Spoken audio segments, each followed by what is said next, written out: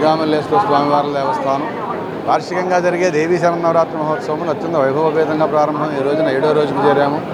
ఈ రోజున అమ్మవారు లలితా త్రిపుర సుందరి దేవిగా మనందరికీ దర్శనమిస్తున్నారు. లలితా త్రిపుర సుందరి యొక్క స్వభావం చాలా మృదువైనటువంటి స్వభావం.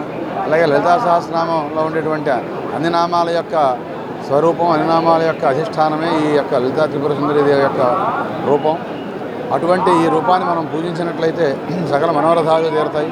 అలాగే అమ్మవారికి ప్రీతిపాత్రమైనటువంటి కుంకుమతో పూజ చేసినట్లయితే కనుక సకలాభీష్టాలు నెరవేరుతాయి. అలాగే నివేదనం ఉడాన్న ప్రీతమానస అని లలితా సహస్రనామంలో చెప్పబడింది.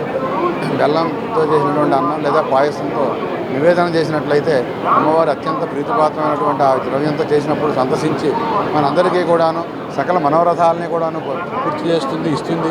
అటువంటి ఆ వరప్రదాయైనటువంటి లలితా త్రిపుర సుందరీ దేవిని ఈ రోజున మన అందరం కూడాను ఆ భావంతో పూజించి అమ్మవారి కృపకు పాత్రలు అవ్వాల్సిందిగా మనవి.